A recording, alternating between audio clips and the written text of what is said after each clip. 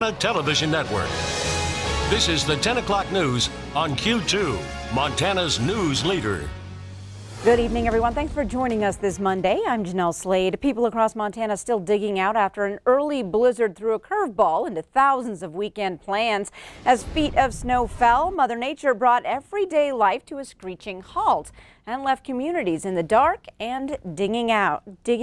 Now, the storm's force cutting people from power and from each other as Montana plunged into a state of emergency. Some were forced to dig escape routes, but what waited on the other side was a high wind whiteout, prime conditions for hypothermia and frostbite. Now, the snowfall record-shattering, beating out the last massive September snowfall back in 1934.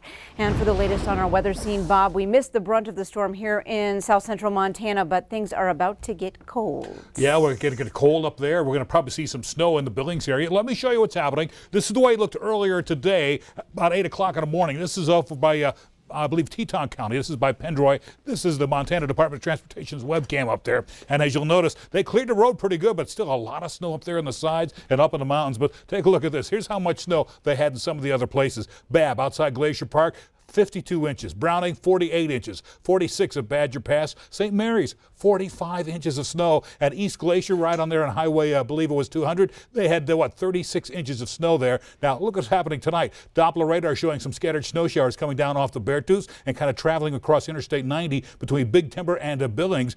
Now, our forecast map shows that we're expecting to see some scattered snow showers move in that area later tonight and again tomorrow morning. And get this, throughout tomorrow afternoon, some more snow moving into the Billings area. And then eventually, by the time Wednesday morning gets here, more snow, and then the thing kicks out of here finally. But wind up generally just light snow. We'll have more about that coming up in a few more minutes, Jeanelle.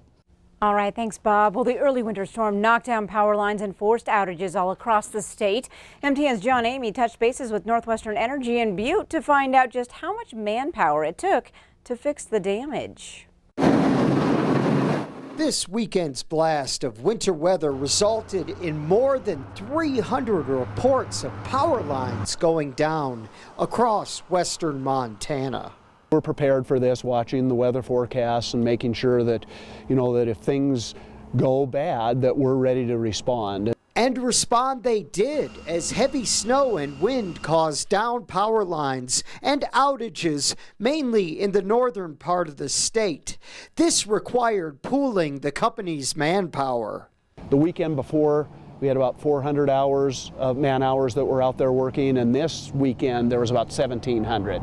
So we did pull in crews from other areas to make sure that they're able to keep things safe, make sure that we get people back in power. Northwestern Energy encourages any help from the public. If you do see any power lines that are down, that you please report those to us immediately and stay away from them. And with these cooler temperatures coming in, people are going to be firing up the boilers and also their heaters. So Northwestern wants their customers to be wary of any natural gas leaks and to contact them as soon as possible. We want to make sure that, when you're turning your boiler back on, number one, if you smell gas, that you make sure that that you take the precautions to get out of the house, and that you make sure that you call, so that you report that so we can take care of that in a safe manner. In Butte, John Amy, MTN News. Thanks, John. And customers can report problems by calling Northwestern's emergency line. Well, keeping with the theme of severe weather, the state wants to hear from people impacted by hail damage. Now, the storms that ripped through the Yellowstone Valley back in August caused millions of dollars in damages. This Thursday at 5 p.m., staff from the state auditor's office will meet with local property owners, insurance adjusters, and contractors at the Billings Public Library. At that meeting, state officials will share the steps to take if your property has been damaged and how to prepare for next time. On the phone today, State Insurance Commissioner Matt Rosendale shared how the state is working with insurance companies now to give people more time to complete needed repairs. And by just taking that simple step and allowing additional time for the work to be completed, most homeowners don't feel that pressure, and they feel like they can shop, take their time, enter into a contract that they have thoroughly been able to review, have their insurance company give them good advice on it, and then have a transaction closed out so that they are made whole again. Now, if you can't make it to the library on Thursday at 5 o'clock, Rosendale urges Montanans who have questions about the insurance process to call his office at 406-444-2040. Well, Ace Hardware is officially moving into the shuttered Evergreen IGA building on Billings West End. The additional hardware store has been rumored since Evergreen closed in June.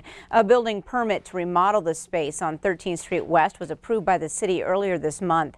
Ace will spend $20,000 to renovate the 34,000 square foot building, which is limited to counter space and wall repairs. Ace Hardware currently has 4 Billings stores and 1 each in Lockwood and Laurel. A trailer home in South Billings completely destroyed by fire this evening after an accidental gas leak behind a stove sparked a blaze. Firefighters responded to the house on Maloney Lane around 5:40 p.m. as smoke poured from the residence. Everyone inside did escape without injury, but the trailer totaled with $90,000 in damages. A 48-year-old man is recovering from severe burns after falling into thermal water near the cone of Old Faithful Geyser. It happened last night around midnight. Cade Simers told park rangers he was walking along the boardwalk without a flashlight, tripped and fell into a hot spring. Now, he was flown to a hospital in Idaho Falls. Park officials say they found evidence of alcohol use. They also found Simers' shoe, his hat, and footprints going to and from that geyser. An investigation is now underway. Well, classes and sidewalks are a little more full at Montana State University in Billings this year. 15 days into the official school year, and enrollment numbers are up 2.3%, the highest fall enrollment in 4 years at 4,416 students. MSU Billings Chancellor Dan Edelman says the majority of that increase is reflected in focus areas, and that being Hispanic, American Indian, and Black students, as well as students receiving military benefits and first-generation students. Now, although the college is seeing a rise in enrollment, 724 or 6% of that 2.3% increase in students are dual enrollment from 11 area high schools. Now, dual enrollment means they are either taking classes at their own high school and receiving college credit, or going to classes at MSU Billings to receive credit, or both. Now, Edelman says this increase has a lot to do with a lot of hard work done by a lot of people. We've got our leadership team in place right now, so I expect that we're going to continue to grow. We're doing a lot of good things right now. We're reaching out. The community's been fantastic. We've been able to raise more money for scholarships, so we're able to address their students' needs. We've cut the cost of housing to make sure that students can still go to school, make it affordable. So there's just lots of things. There's no silver bullet. It's like a big jigsaw puzzle, and every piece has to fit just right. Now, while there was an increase, Edelman says they did see a slight decrease in full-time students, dropping to 0.9% compared to this time last year. He says, though, he hopes to continue a positive push. Well, about 10,000 Montana workers will soon see a bump in their paychecks. On January 1st, the minimum wage is set to go up 15 cents to $8.65 per hour. 2018 data shows the businesses with the largest number of minimum wage workers include the accommodations and food services industry and the retail trade industry. 29 states and Washington, D.C. have minimum wages above the federal minimum of $7.25 an hour. Well, we have some new health news to digest tonight, especially if there's a burger or steak on your dinner plate. A new report finds eating red meat may not be as bad as we've been told, but that has other experts seeing red. Tom Hansen has more. Guy Mashani enjoys a good burger once in a while. I think everything in moderation is fine. It's estimated most adults eat red meat and processed meat about 3 to 4 times per week, and experts have suggested less is better. But now new guidelines published in the Annals of Internal Medicine say most people do not need to lower their amount of red and processed meat. After putting all of the studies together, some of them with millions of people pushed together into big analyses, they found that there were really very small health effects, if they exist, with respect to eating less red meat or processed meat, and it truly affecting your health. An international panel of experts from 7 countries is making its recommendations based on 5 large reviews of evidence. In one review, researchers did not find an important association between meat consumption and the risk of heart disease, diabetes, or cancer.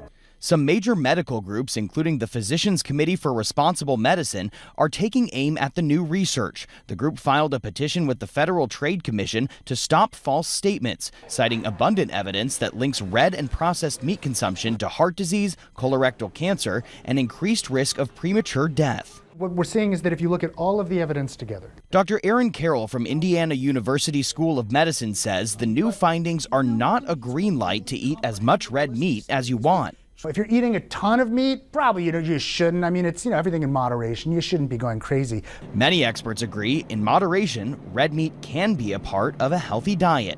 Tom Hansen, CBS News, New York. Coming up on your Q2 10 o'clock news, President Trump's personal attorney getting dragged into the impeachment investigation. We'll check out the very latest. Plus, tonight, this football player is heading east when it comes to helping relieve pain. We'll find out more about his practices.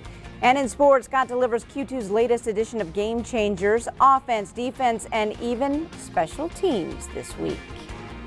You're watching MTN News with Jeanelle Slade and Russ Riesinger. Storm Tracker weather with Bob McGuire. And sports with Scott Breen. This is the 10 o'clock news on Q2, Montana's news leader.